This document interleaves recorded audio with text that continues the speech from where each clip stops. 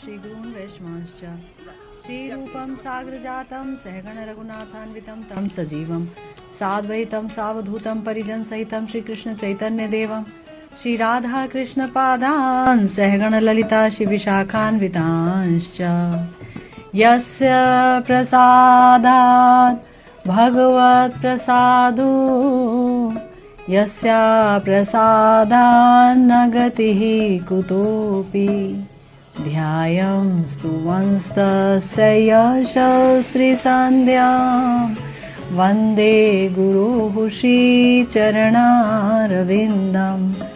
नमो महावदान्याय कृष्णप्रेमप्रदायते कृष्णाय कृष्णचैतन्य नाम्ने गौरत्विषे नमः। हे कृष्ण करुणा सिन्धु दीनबन्धु जगत्पते गोपेश गोपिकान्त राधाकान्त नमोस्तुते तप्त काञ्चन गौरांगी राधे वृन्दावनेश्वरी वृषभानुसुते देवी त्वं नमामि हरिप्रिये। जय रूप सनातन भट्ट रघुनाथ श्री जीव गोपाल भट्ट दास रघुनाथ ए छय गोसाईर कोरी चरण बंदन जहाँ होइते विघ्ननाश अभीष्ट पूरण वाञ्छा कल्पतरुभ्यश्च कृपा सिन्धुभ्येव च पतितानां पावनेभ्यो वैष्णवेभ्यो नमो नमः। हरे कृष्णा कृष्णा कृष्णा हरे हरे हरे राम राम राम हरे। यहाँ पर मांग उठ रही है कि प्रभु हमें अपनी प्रिय पद सेवा रूपी धन दे दीजिए। वह बड़ी ही सुदुर्लभ वस्तु है, लेकिन मुझे पता है कि आप मुझे मेरी प्रार्थित वस्तु दान करेंगे क्योंकि आप करुणा सिंधु हैं, है ना।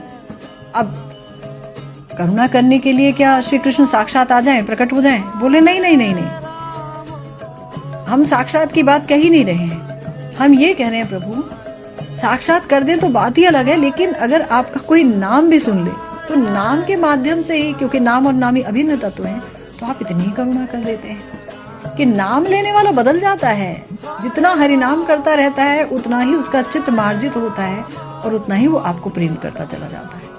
हरि नाम, आपका रूप, आपकी लीला, आपकी गुणावलियां, आपका यश, ये इनका जब कानों से स्पर्श होता है तो फिर कृष्ण रस का आस्वादन प्राप्त होता है। क्यों? क्योंकि हमारे श्री कृष्णदास कविराज गोस्वामी जी कहते हैं कि कृष्ण का नाम, रूप, यश, लीला, गुण, धाम सब कुछ चिदानंदमय है, आनंद का स्वरूप है, सब आनंदमय है। इसीलिए जो उनका आश्रय लेता है, चाहे नाम का आश्रय ले, चाहे लीला स्मरण करे, चाहे कुछ भी करे, अगर निरपराध चित्त है, क्योंकि हमारे अंदर योग्यता भी तो होनी चाहिए ना आनंद को लेने की।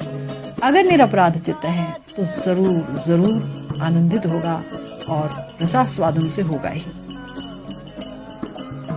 हर पल हर क्षण श्री कृष्ण विरह में जो प्रिया जी की इंद्रियां आकुल व्याकुल हैं, उन्हें श्री कृष्ण की प्रसंग को सुना सुना करके उनको तृप्त करती रहती हैं, उनकी उस विरह व्यथा को, उस विरह ताप को दूर करती हैं, उन्हें शीतल करना चाहती हैं, करती हैं।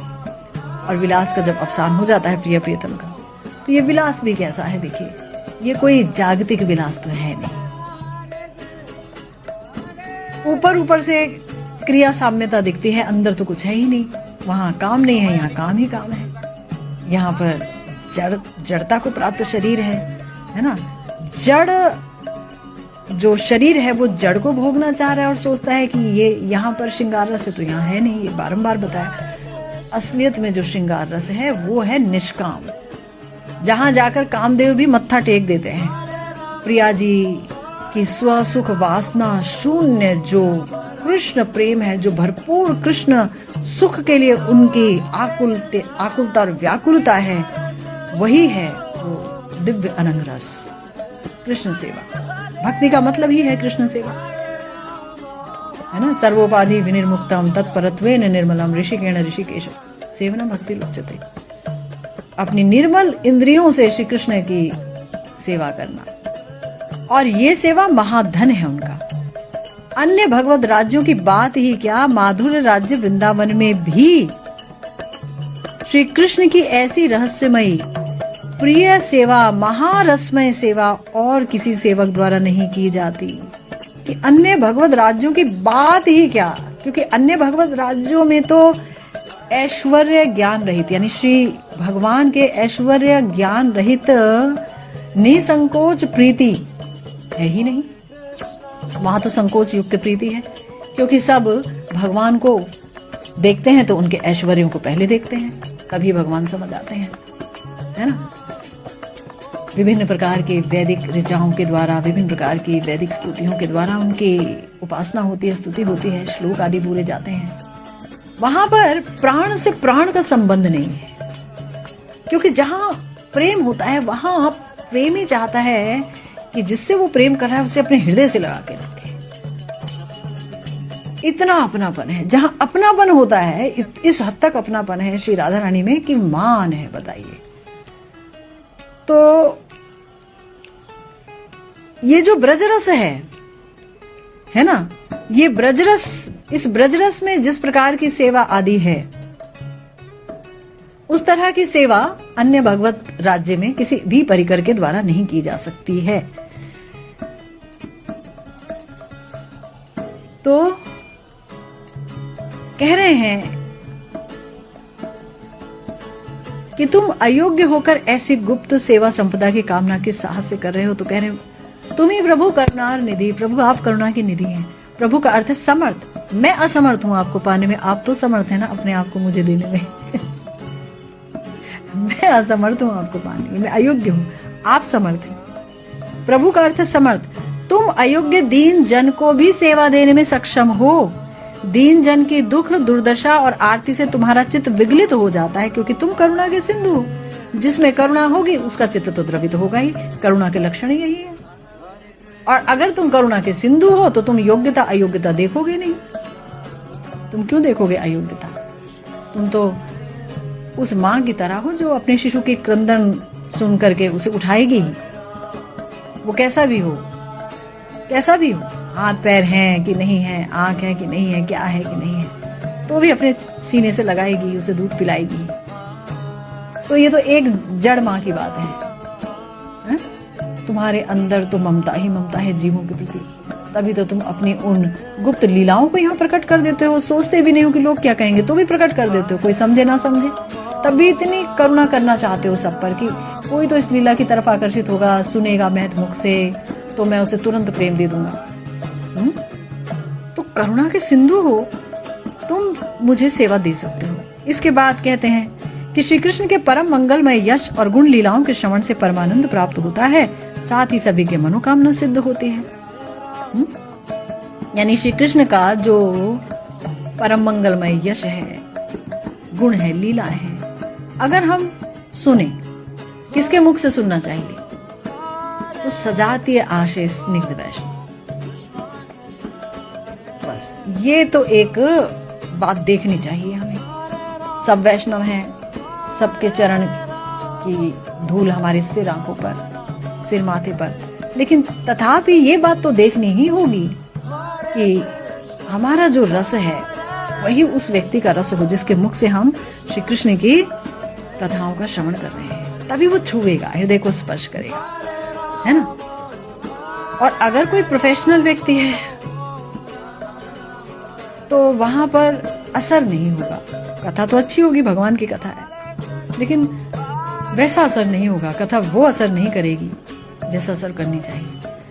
तो अगर कोई व्यक्ति ऐसे सजाती आशय स्निग्ध वैष्णव का संग प्राप्त करता है तो श्री कृष्ण कथा अपना कार्य करती ही है। श्रीमद् भागवतम में कहा गया, शृण्वतां स्वकथा कृष्णः पुण्य श्रवण कीर्तनः हृदयन्तः स्थो हि भद्राणि विधनोति सुहृत् सताम् नष्ट प्रायेष्व भद्रेषु नित्यं भागवत सेवया भगवद्युत्तमः श्लोके भक्तिर्भवति नैष्टिकी तदा रजस्तमो भावः काम क्रोधादयश्च ये चेत एतेरना विद्धम स्थितम सत्वे प्रसीदति। एवं प्रसन्न मनसो भगवद भक्ति योगतः भगवत तत्व विज्ञान मुक्त संगस्य जायते विद्यते हृदय ग्रंथिश्छिद्यन्ते सर्व संशया क्षीयन्ते चास्य कर्माणि दृष्ट एवात्मनीश्वरे। श्रीमद् भागवतम का बड़ा ही प्यारा श्लोक है, बहुत ही प्यारी प्यारी बातें हैं जिसमें बताई गई हैं कि जिनकी कथाओं का श्रवण कीर्तन परम पुण्यमय है, उन्हीं श्री कृष्ण की कथाएं श्रवण करने से साधुगण के सुहृद श्री कृष्ण कथा रूप में श्रोता के हृदय में प्रविष्ट होकर उनकी अमंगलमय विषय वासना को ध्वंस कर देते हैं। कुछ खास नहीं करना, बस श्रवण करना प्रारंभ कर दो, रोज कृष्ण कथा सुनो, तो ये जो विषयों की तरंग उठती हैं, जो वासनाएं उठती हैं कि हम ये भोग लें, हम वो भोग लें, तो वो विषय वासना की तरंग जो है वो उठेगी ही नहीं, क्योंकि कृष्ण श्रोता के कान के द्वारा उसके हृदय में प्रवेश करेंगे और वहां अपना आसन बिछा देंगे और वहां जितनी भी विषय वासनाओं की मलिनता है उसको दूर कर देंगे, तो कृष्ण प्रेम से युक्त हो जाएगा हृदय, है ना। कृष्ण भक्त के मुख से नित्य ही भागवत श्रवण करने से विषय वासनाएं जब नष्ट प्राय हो जाते हैं, यहाँ नष्ट प्राय शब्द बोला है, पूरी तरह नष्ट नहीं होंगी और कुछ भी करना पड़ेगा, संकीर्तन करना पड़ेगा, और भी गुरु पद का अनुगत्य करना पड़ेगा, गुरु वाणी का अनुगत्य करना पड़ेगा, स्मरणांग भजन करना होगा, अर्चन करना होगा। 64 अंग बताए श्री रूप गोस्वामी जी ने भक्ति के, उनका पालन करिए, या 5 अंग जो हमारे श्रीमन महाप्रभु ने बताया उनका पालन कीजिए, है ना। तो क्या होगा, तो उत्तम श्लोक में नैष्ठिकी भक्ति का उदय होगा, यानी भगवान की भक्ति में अब निष्ठा आ जाएगी कि हाँ। उसके बाद रजो तमो और भावमय लय विक्षेप आदि और काम लोभ आदि से चित्त विद्ध नहीं होगा। यानी कि इसके बाद भी नैष्ठ की भक्ति उत्पन्न हो गई, उसके बाद भी हो सकता है कि भगवान की कथा सुन रहे हैं तो कोई और बात कर दी हमने, बात में किसी और से कोई बात करने लगे, वहां कथा चल रही, तो क्या होता है, उसके बाद शुद्ध सत्व रूप भगवान में चित्त स्थिर हो जाता है। अभी तक तो स्थिर नहीं हुआ था, अभी कथा में जब आनंद आने लगता है तो भगवान में चित्त स्थिर होने लगता है, इसका मतलब आसक्ति आ गई। और फिर क्या होता है, मुक्त संग भक्त को, मुक्त संग माने ये सारे अनर्थों से मुक्त हो गया, जो मुक्त संग आसक्तियों से मुक्त हो गया, इतर वासनाओं से, कृष्ण इतर वासनाओं से मुक्त हो गया, अन्य अभिलाषाएं जो हृदय में उठती थी उनसे मुक्त हो गया। तो क्या होता है, तो फिर ऐसे मुक्त संग भक्त को भगवत तत्व विज्ञान प्राप्त होता है। ये विज्ञान शब्द बड़ा इंपॉर्टेंट है। ज्ञान तो प्राप्त होता है अक्सर लोगों को, मगर विज्ञान प्राप्त नहीं होता, अनुभव में नहीं आता है वो ज्ञान। जब तक अनुभव में ज्ञान नहीं आता है, जब तक विज्ञान का रूप धारण नहीं करता है, तब तक सब कुछ बेकार है। मतलब विज्ञान बन जाना चाहिए, अनुभव में आना चाहिए। जो कुछ हम सुन रहे हैं, पढ़ रहे हैं, श्री कृष्ण की मधुरिमा के बारे में, प्रिया जी के प्रेम का महात्म्य, है ना, वो सब अनुभव में आना चाहिए। अगर वो अनुभव गम्य हो गया तो वो हो गया भगवत तत्व विज्ञान, और उसी का नाम है प्रेम स्तर। यही है प्रेम स्तर। इसके बाद भगवत साक्षात्कार होता है, भगवान दर्शन देते हैं, स्वप्न में दर्शन दे सकते हैं बहुत ही सुंदर तरीके से अपने पार्षदों समेत, या यथार्थ में आकर के दर्शन देते हैं। और तब सारा संशय नष्ट हो जाता है। भगवत साक्षात्कार के बाद अविद्या ग्रंथि पूरी तरह से छिन्न हो जाती है। कृष्ण कथा श्रवण से प्रेम प्राप्ति और भगवत साक्षात्कार, भगवत माधुर्य का आस्वादन और सेवा प्राप्ति होती है, सिर्फ एक चीज से, कृष्ण कथा श्रवण से। तभी तो अगर हम श्रवण करते हैं तो ही भक्ति के अन्य अंगों के याजन करने में भी हमारी दिलचस्पी हो जाती है, रुचि होती है, हम करना चाहते हैं। श्रवण किया तो अब भजन करना चाहते हैं, कीर्तन करना चाहते हैं। श्रवण किया अब हम जो है ठाकुर जी का अर्चन करना चाहते हैं। श्रवण किया तो फिर बाकी बहुत कुछ करना चाहते हैं, भगवान से रिलेटेड करते रहना चाहते हैं। तो श्रवण है मुख्य, कृष्ण कथा श्रवण है मुख्य, वहां से प्रेम प्राप्ति, भगवत साक्षात्कार और भगवान के माधुर्य का आस्वादन और सेवा भी कृष्ण कथा श्रवण से प्राप्त होती है। इसीलिए कहा कार केबा कार्य नहीं सिद्धि, किसका ऐसा कार्य है जो कृष्ण कथा को सुनने से सिद्ध नहीं होता। यानी कृष्ण कथा के श्रवण मात्र से ही सबका कार्य सिद्ध हो जाता है। इसके बाद जो है ठाकुर महाशय उनका दैन्य और आरती विपुल भाव से बढ़ती है। वो स्वयं को एकदम विषयासक्त समझते हुए कहते हैं, देखिए प्रेम का लक्षण यही है, जो परम प्रेमी भक्त है वो परम दीन भी होगा। इसीलिए देखिए कितनी बड़ी बात कह दी, दारुण संसार गति विषम विषय मति तू विस्मरण शैल भूके जर्जर तनुमन अचेतन अनुक्षण जीयंते मरण भैलो दुखे। कि संसारी या विषय सक्त, जो विषय में आसक्त है, ऐसे जीव की गति निदारुण त्रिताप ज्वालाओं और असहनीय नरक आदि यंत्रणाओं का भोग है। अगर संसार में मन लगा दिया तो क्या क्या मिलता है। संसार में मन लग गया, संसार के विषयों में मन लग गया, भगवान में मन नहीं लगा, यांत्रिक भजन हो रहा है लेकिन मन नहीं लगा। मन जहां होगा प्राप्ति उसी की होगी। तो मन अगर विषय में है, संसार में है, तो क्या करना हो, तो तीन ताप, अधिभौतिक ताप, आध्यात्मिक ताप, है ना, और अधिदैविक ताप, ये तीन ताप जलाते रहेंगे हर पल हर क्षण। और इन्हें सहना कठिन है और फिर नरक में भी जाना पड़ेगा, 84 लाख योनियां भी झेलनी पड़ेंगी। तो बताया विषयनिष्ठ मति भी अति विषम होती है, अर्थात विषयनिष्ठ मति विषय कारता प्राप्त होने से अविरत जड़ीय विषय चिंतन से अतिशय चंचल हो जाती है, तो परमार्थ चिंतन की शक्ति खो देती है। बहुत सुंदर बात हो रही। हम अक्सर लोगों को बोलते हैं, इसमें मेरी भी बात शामिल है, कि भाई भगवान का भजन कर लो, लेकिन विषय में मन लगा पड़ा है। मन विषय में ऐसा लगा है कि विषय से के साथ उसका एकात्म हो गया, विषय कारिता हो गई मन की। विषय जिस आकार के हैं, मन भी उसी आकार का हो गया। मैं ये भोगूं जिस आकार के विषय है।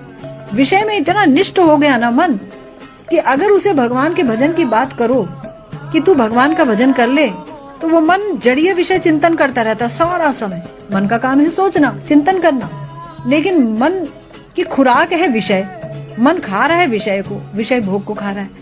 तो उस विषय को भोग को खाते खाते उसका विषय में आविष्ट मन जो है वो इतना चंचल हो जाता है कि उसे भगवान का भजन समझ नहीं आता, वहां वो मन नहीं लग सकता। विष्णु पुराण में ये बात कही, विषयाविष्ट चित्तानाम विष्णवावेशः सुदूरतः, है ना। जो विषय में आविष्ट चित्त है वो विष्णु में आविष्ट बहुत मुश्किल से हो सकता है, असंभव है, सुदूर है। श्रीमन महाप्रभु स्वयं कह रहे हैं, मन दुष्ट होइले नहे कृष्णेर स्मरण और कृष्ण स्मृति बिनु होए निष्फल जीवन। अगर मन दुष्ट है तो वो कृष्ण की स्मृति नहीं कर सकता, और अगर कृष्ण की स्मृति नहीं हुई इस जीवन में, तो आपका जीवन निष्फल है।